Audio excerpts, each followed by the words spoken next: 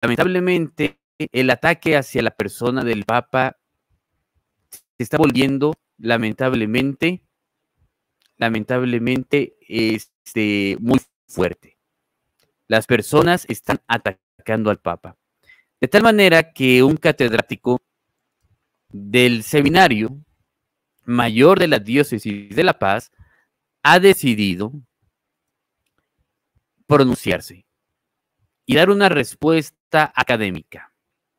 Dicha respuesta académica, aquí está, hermano, la vamos a leer. Y nuestro compañero, este catedrático del Seminario Mayor de La Paz, en Tijuana, pues simplemente también notó lo que yo les estoy mostrando, la forma agresiva, la forma en la que se está empezando a difamar al Papa en todo el mundo. Y él notó que muchas personas, miles de personas, que empezaron a llamarle anticristo al Papa, etcétera, pues habían visto el video de Plasencia. De tal manera que toma como modelo esa crítica que conllevó, lamentablemente, a lo mejor no fue la intención de Plasencia, yo no estoy diciendo que su intención era que todos empezaran a decirle al Papa anticristo. Sin embargo, está provocando eso. Yo ahorita les puse los comentarios que estamos recibiendo en el canal, previo a que dijéramos, simplemente sabe el título, y eran comentarios diciendo que no era el Papa, que esto y lo otro. Bueno, vamos a ver la respuesta de un catedrático del Seminario Mayor de La Paz hacia Plasencia. Dice así: Diócesis de Nuestra Señora de la Paz, México. Viernes 13 de septiembre del 2024. Reflexión crítica en defensa del diálogo interreligioso de Su Santidad Francisco en Singapur, una remembranza a Dignitatis Humanae y Nostra Aetate. Dice así: presente. Me dirijo al hermano José Plasencia en especial.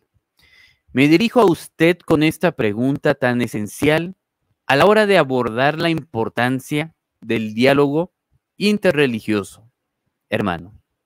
Y pregunto, desde mi ignorancia y desde un esfuerzo por lograr la sencillez, que debe ser cualidad de todo cristiano católico, ¿en qué consiste la libertad religiosa? Y respondo, primero precisar que el hombre es capax Dei, es decir, es capaz de Dios. Porque como diría Génesis 1, versículo 26, hagamos al hombre a nuestra imagen y semejanza. Y más tarde San Agustín diría en Confesiones, tú mismo le excitas a ello, haciendo que se deleiten alabarte, porque nos has hecho para ti, y nuestro corazón está inquieto hasta que descanse en ti. Es decir, se cierra la cita, es decir, el hombre capax Dei, capaz de Dios. La libertad religiosa, según Dignitatis Humanae, consiste en la inmunidad de coacción, es decir, ninguna persona debe ser coaccionada para abrazar alguna religión o credo. Ninguna persona o grupo social puede coaccionar a una persona para abrazar la religión. Dice Dignitatis Humanae, se abre cita. En materia religiosa, ni se obliga a nadie a obrar contra su conciencia, ni se le impida a que actúe conforme a ella en privado y en público, solo o asociado con otros, dentro de los límites debidos. Se cierran la cita. Además, que el derecho a la libertad religiosa se funda en la dignidad de la persona.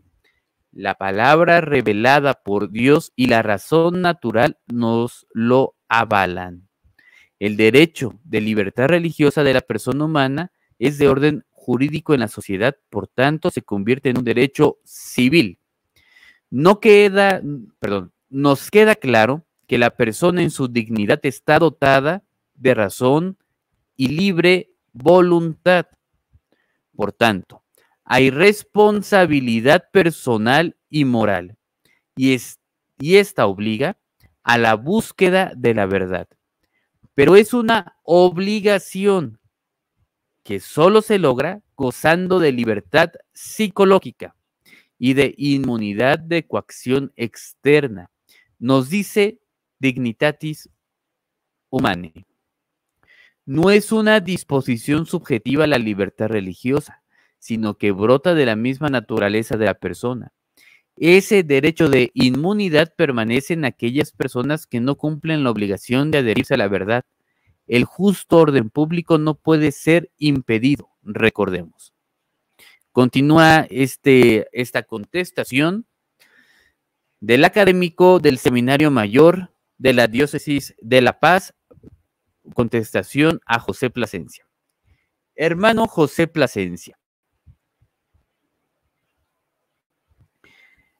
usted, el hermano Luis Román y el hermano José Miguel Arraiz restan catolicidad a las palabras, del Santo Padre en Singapur cuando afirman, se abren las comillas, cada religión es un camino para llegar a Dios, se cierran las comillas. Y, sin embargo, usted resta importancia al camino teológico natural de la humanidad. En la antigüedad el hombre primitivo ya daba indicios de esa inquietud en su corazón por Dios con los primeros fetiches, símbolos, representaciones, y no falta mencionar el politeísmo y monoteísmo. Teodicea de base 1 y base 2. Inquietud sembrada por el mismo Santo Espíritu. Por algo podemos hablar de una teodicea. Eso era una forma de religare. Y como dice Ruth, capítulo 1, versículo 16, tu Dios será mi Dios. Y respecto a los caminos diferentes que señala el Santo Padre, puedo señalar, como dice Nostra Aetate. Dice así, ya desde la antigüedad, ya desde la antigüedad y hasta nuestros días se encuentra en los diversos pueblos una cierta percepción de aquella fuerza misteriosa que se halla presente en la marcha de las cosas y en los acontecimientos de la vida humana, y a veces también el reconocimiento de la suma divinidad e incluso del Padre. Esta percepción y conocimiento penetra toda su vida con íntimo sentido religioso. Las religiones, a tomar contacto con el progreso de la cultura, se esfuerzan por responder a dichos problemas con nociones más precisas y con un lenguaje más elaborado. Así, en el hinduismo, los hombres investigan el misterio divino y lo expresan mediante la inagotable fecundidad de los mitos y con los penetrantes esfuerzos de la filosofía, y buscan la liberación de las angustias de nuestra condición mediante las modalidades de la vida ascética a través de profunda meditación o bien buscando refugio en Dios con amor y confianza. El budismo, según sus varias formas, se reconoce la insuficiencia radical de este mundo mudable y se enseña el camino por el que los hombres con espíritu devoto y confiado puede adquirir el estado de perfecta liberación o la suprema iluminación por sus propios esfuerzos apoyados con el auxilio superior. Así también las demás religiones que se encuentran en el mundo se esfuerzan por responder de varias maneras a la inquietud del corazón humano, proponiendo caminos, es decir, doctrinas, normas de vida y ritos sagrados. Se cierra la cita del documento magisterial Nostra Aetate. Continúa esta contestación del académico del Seminario Mayor de la Diócesis de La Paz.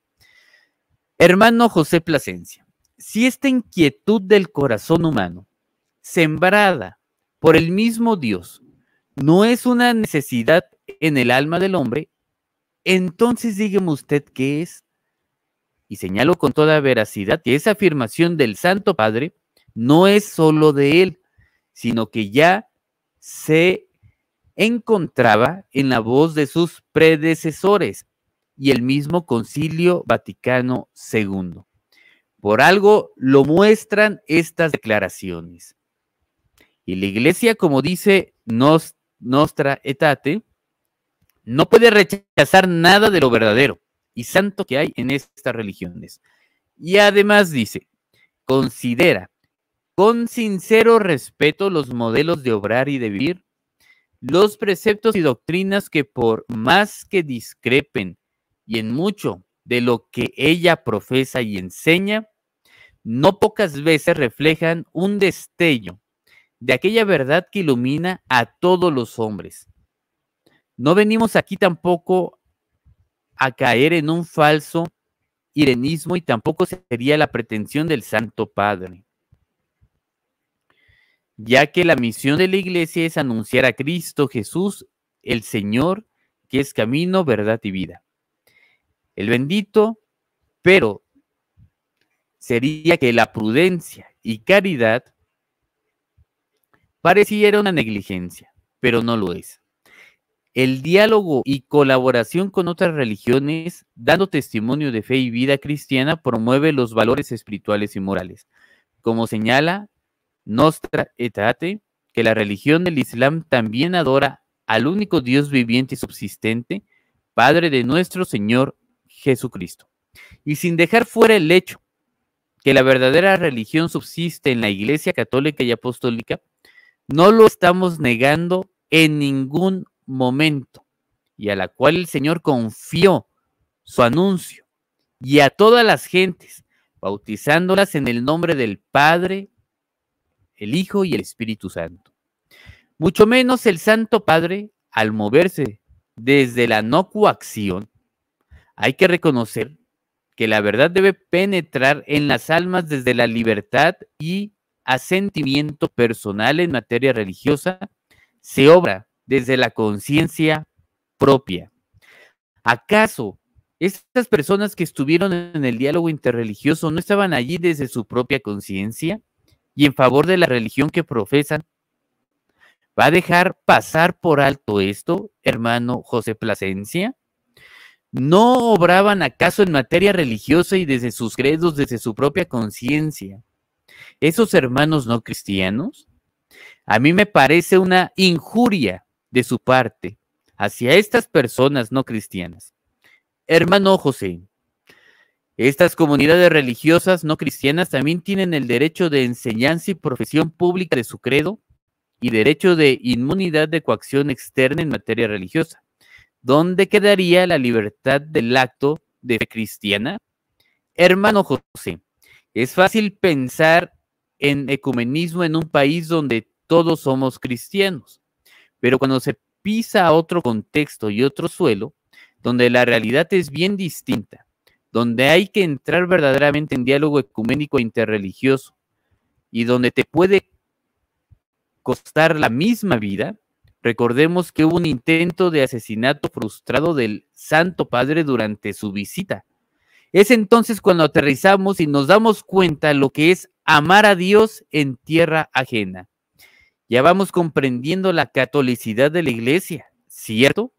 No hay nada contrario al credo católico. Dios es uno y trino. Y eso es un dogma de fe que nos hace decir a otros hermanos no cristianos como Ruth: tu Dios será mi Dios. Respecto a lo que usted dijo en el video de las demás intervenciones del Santo Padre en el diálogo interreligioso, me parece que está por demás contestar u objetar a toda su heterodoxia en materia de teología del magisterio o eclesiología. Resulta cansado y aburrido, pero de esto podemos sacar algo provechoso. Y eso es la devoción que le debemos al vicario de Cristo Jesús, el Señor, en la tierra. Como cristianos debemos motivarnos para formarnos y no caer en una heterodoxia desastrosa que nos lleva a la división, cisma, herejía o a la más radical apostasía. No vimos nada herético en las palabras de su santidad Francisco. Son las ganas de atacar a lo macho y exagerar ante lo difícil que es el acercamiento a los hermanos no cristianos. Concluyo diciendo que habrá un día en que todos los pueblos invocarán al Señor a una sola voz y le servirán como un solo hombre. Apelo también a las palabras de su santidad San Juan Pablo II en Novo Milenio Ineute. En la situación de un marcado pluralismo cultural y religioso, se abre cita de su santidad el Papa San Juan Pablo II, que Dios lo tenga en su feliz memoria y que interceda por nosotros para el bien de los cristianos. Vamos a abrir cita. Dice, en la situación de un marco pluralismo cultural y religioso, tal como se va presentando en la sociedad del nuevo milenio, este diálogo interreligioso es también importante para proponer una firme base de paz y alejar el espectro funesto de las guerras de religión que han bañado de sangre tantos periodos en la historia de la humanidad. El nombre del único Dios tiene que ser cada vez más, como ya es de por sí, un nombre de paz y un imperativo de paz. Sabemos y lo experimentamos cada día qué difícil es alcanzar este objetivo. De hecho, nos damos cuenta de que la paz no llegará como resultado de nuestros esfuerzos, no es algo que el mundo pueda dar, es un don del Señor. Y para recibirlo, tenemos que preparar nuestro corazón. Cuando surgen conflictos, la paz solo puede llegar a través de un proceso de reconciliación y eso requiere humildad y generosidad. Atentamente, hermano Guillermo Aguilar Gerardo, profesor del Seminario Mayor del Sagrado Corazón de Jesús en la Diócesis de La Paz, Baja California. Pues hermanos, esto ha llegado hasta niveles muy altos. Le agradecemos al académico del Seminario Mayor de la Diócesis de La Paz por esta respuesta contundente, porque se está descontextualizando lo que en este caso dijo el Papa, y además de ello, está en total concordancia con lo que ya había dicho San Juan Pablo II.